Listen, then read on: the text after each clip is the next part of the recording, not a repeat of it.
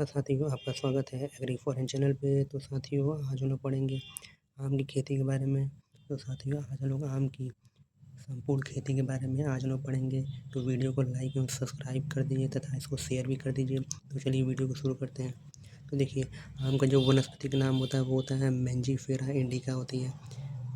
आम का जो कुल होता है वो एनाकार्डियेसी कुल होता है। गुणसूत्र की जो संख्या होती है वह 2n = 40 होती हैं। जो इसका उत्पत्ति स्थान होता है वह भारत होता है, बर्मा क्षेत्र। आम की जो खेती समुद्री तल से ऊंचाई 1400 मीटर की ऊंचाई तक की जा सकती है। आम की खेती विश्व में आम उत्पादन में भारत का प्रथम स्थान है, 54%। यानी कि विश्व में आम का उत्पादन सबसे ज़्यादा भारत में होता है, जो कि 54% तक होता है। भारत में सर्वाधिक आम का जो उत्पादन होता है वह उत्तर प्रदेश राज्य में सबसे ज़्यादा होता है। आम को बहादुर फल कहा जाता है एवं भारत का राष्ट्रीय फल और फलों का राजा कहा जाता है।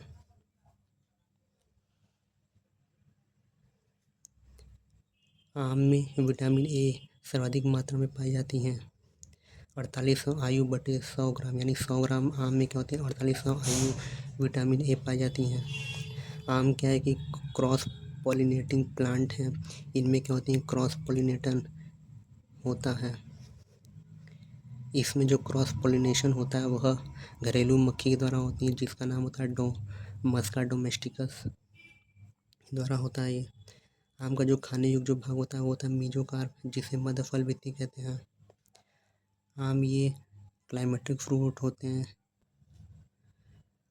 आम का जो इन्फ्लोरेंस होता है वो पेनिकल टाइप्स का होता है।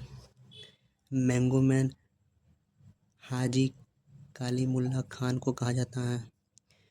आम की खेती के लिए जो भूमि चाहिए, दोमट भूमि की आवश्यकता होती है, उपयुक्त होती है। इसके लिए भूमि का जो पीच होता है 5 से 7.5 के मध्य होना चाहिए। जलवायु उष्ण कटिबंधीय जलवायु उपयुक्त होती है। तापमान 24 से 27 डिग्री सेल्सियस। पौध लगाने का जो उपयुक्त जो समय होता है वह जुलाई से अगस्त तक होता है एवं इसमें जो फूल आते हैं वह फरवरी माह में आते हैं। आम के पौधों को सामान्य दूरी पर 10 × 10 मीटर की दूरी पर होती हैं, इनकी बुआई की जाती है। और यदि देसी वैरायटी होती है तो उसके लिए 12 × 12 मीटर की दूरी पर बुआई की जाती है। और यदि अम्रपाली वैरायटी है तो उसके लिए 2.5 × 2.5 मीटर की दूरी पर बुआई इसकी की जाती है। क्योंकि अम्रपाली जो वैरायटी होती है ये हाई डेंसिटी प्लांटिंग के लिए उपयुक्त किस्म होती है। तो चलिए आगे हम लोग पढ़ते हैं। प्रवर्धन करते हैं वह हम लोग 3 विधि द्वारा हम लोग करते हैं। पहला होता है हमारा लैंगिक विधि द्वारा जो हम लोग प्रवर्धन करते हैं वो 20 सारा करते हैं। और लैंगिक विधि द्वारा जो हम लोग करते हैं वो ग्राफ्टिंग द्वारा करते हैं एवं व्यावसायिक विधि द्वारा जो लोग प्रोपोगेशन करते हैं उसे वीनियर ग्राफ्टिंग द्वारा हम लोग करते हैं। आम का जो फल प्रकार होता है वह अस्टिल होता है, जिसे लोग ड्रूप कहते हैं। आम में एकांतर फलन की समस्या पाई जाती है, जो कि लंगड़ा व दशहरी वैरायटी में अधिक पाई जाती हैं। एकांतर फलन को रोकने के लिए क्या होती है, कल्टार 5 से 10 ग्राम बटे पौधे में यह हार्मोन दिया जाता है। आम में निरंतर फल देने वाली जो वैरायटीज होती हैं वो होती हैं अम्रपाली, मल्लिका, सिंधु, नीलम और तोतापुरी। तो चलिए अब हम लोग आम की कुछ वैरायटीज़ के बारे में, कुछ इम्पोर्टेंट वैरायटीज़ के बारे में हम लोग पढ़ लेते हैं। तो देखिए, आम की जो सबसे मीठी किस्म होती है वो होती है चौसा। आम की जो बीज रहित जो किस्म होती है वह सिंधु। यह विश्व की पहली आम की बीज रहित किस्म है सिंधु। आम की जो रूमानी किस्म है यह दशहरी में पौनेपन के लिए क्या होती है, उपयोग इनका किया जाता है।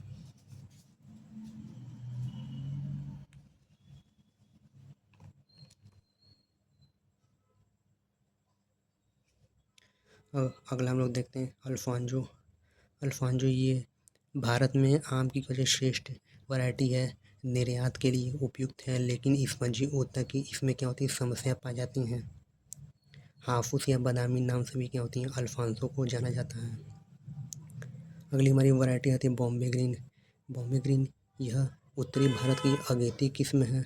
वह सबसे अधिक क्या होती है मैंगो मॉल फॉर्मेशन से क्या होती है युक्त होती हैं।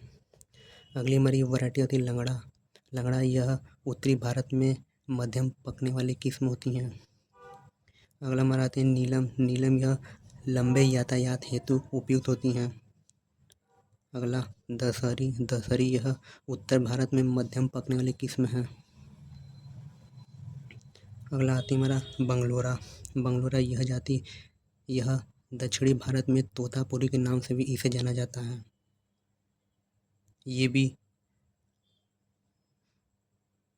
ये भी लेट वैरायटी होती है ये भी। तो अगली हमारी जो किस्म आती हैं वो है बंगनपल्ली, जो कि आंध्र प्रदेश और तमिलनाडु की व्यावसायिक किस्म है, जिसे कि हम लोग सफ़ेदा नाम से क्या होती है जाना जाती हैं। तो चलिए आगे हम लोग पढ़ते हैं। अगली हमारी जो वैरायटी है वो है लाल सिंदूरी, निरंजन और जेवियर। इसके बाद हमारी जो वैरायटी आती है रूमानी। ये रूमानी जो ये वैरायटी होती है ये सेव के आकार की वैरायटी होती हैं। आगे हम लोग देखते हैं संकर वैरायटी जो होती हैं इसकी। पहले होती है अमरपाली। अमरपाली क्या होती है दशहरी और नीलम का क्रॉस होता है, जिसे कि DNA शॉर्ट फॉर्म में हम लोग याद कर सकते हैं। यह क्या होती है यह एक बॉनी वैरायटी है जो कि हाई डेंसिटी प्लांटिंग के लिए क्या होती है उपयुक्त होती हैं, जिससे कि लोग 2.5 × 2.5 मीटर की दूरी पर बुआई की जाती है। अगली हमारी आती है सिंधु। सिंधु यह किस्म रत्ना और अल्फांजो की क्रॉस ब्रीड है, जो कि RAS से याद किया जा सकता है इसे। यह विश्व की पहली बीज रहित किस्म है। अगली आती हमारी मल्लिका। यह नीलम गुड़ा दशहरी का क्रॉस है, NDM शॉर्ट फॉर्म। इसमें विटामिन A की सर्वाधिक मात्रा पाई जाती है मल्लिका में। और अगला हमारी आती है अर्का पुनीत। अर्का पुनीत यह अल्फांजो और बैगनपल्ली की क्रॉस से बनी है। इसमें स्पंजी उत्तक से ये युक्त किस्म होती हैं। अगला हमारा आती है रत्ना। रत्ना यह नीलम और अल्फांसो दोनों के क्रॉस से विकसित की गई है, RNA शॉर्ट फॉर्म। यह स्पंजी उत्तक रोधी किस्म है, यानी इसमें स्पंजी उत्तक रोधी यह किस्म होती हैं। अगला आते हैं शाही सुगंधा। शाही सुगंधा यह तोतापुरी और केसर का क्रॉस है, TKS शॉर्ट फॉर्म। यह आम की नई किस्म है। अगली हमारी आती है अंबिका। अंबिका यह CISH लखनऊ से क्या होती है विकसित किस्म है।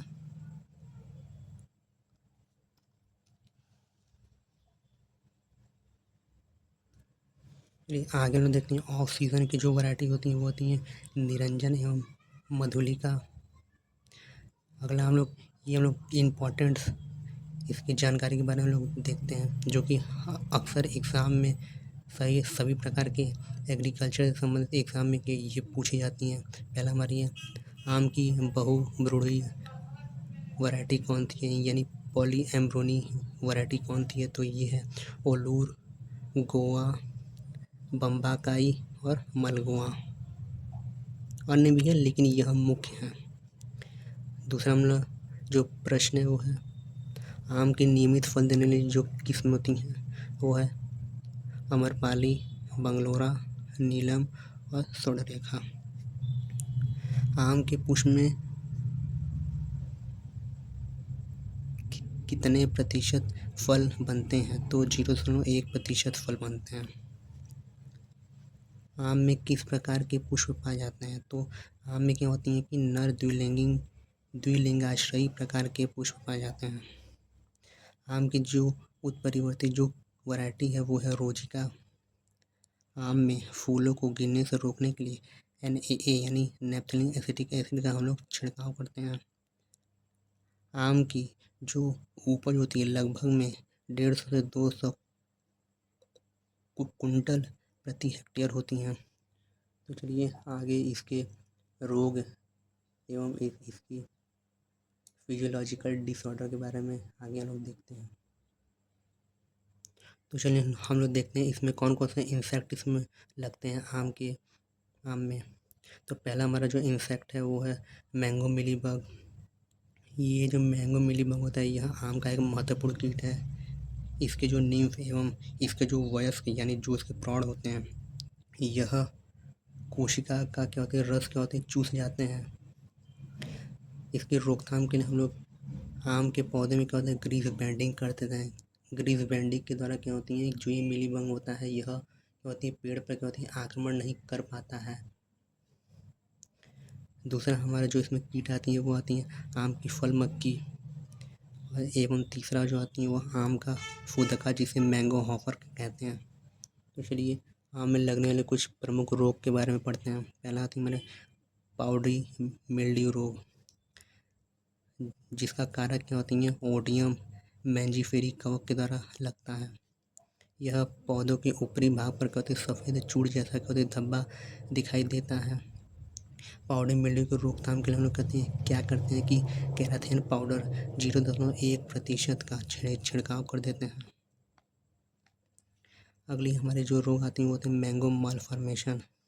देखिए मैंगो मालफॉर्मेशन का क्या कहते हैं इसे गुच्छा रोग के भी नाम से इसे जाना जाता है। यह रोग फ्यूजेरियम मोनिफेरम वैरायटी नामक कवक से क्या होती हैं के द्वारा क्या होता है एवं माइट्स के द्वारा तथा कम तापमान के कारण भी यह मैंगो मालफॉर्मेशन होता है। मैंगो मालफॉर्मेशन की रोकथाम के लिए हम लोग क्या करते हैं कि जो इसके लोग काट छाँट करते हैं पौधों के जो भाग पे क्या होती है यह रोग क्या होती है लग जाता है उस वाले भाग को क्या होती है काट के उसको अलग कर दिया जाता है एवं NaA यानी नैप्थेलिक एसिटिक एसिड की 200 ppm का हम लोग क्या करते हैं इनकी फ्लावर पर छिड़काव कर देते हैं जिसके कारण कि इनकी कुछ हद तक इनका रोकथाम किया जा सकता है।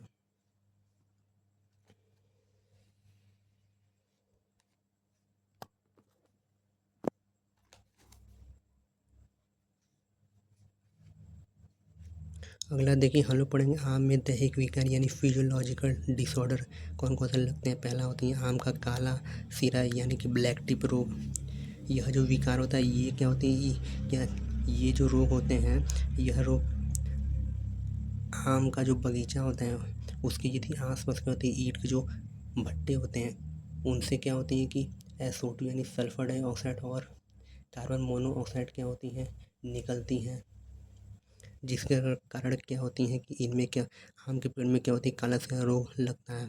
यह विकार ईंट के भट्टे से निकलने वाली SO2 सल्फर डाइऑक्साइड एवं CO गैस के धुआं के कारण क्या होता है एवं बोरान तत्व की कमी भी इसके लिए क्या होती है जिम्मेदार होती है यानी बोरान तत्व की कमी भी इसके लिए जिम्मेदार होती हैं।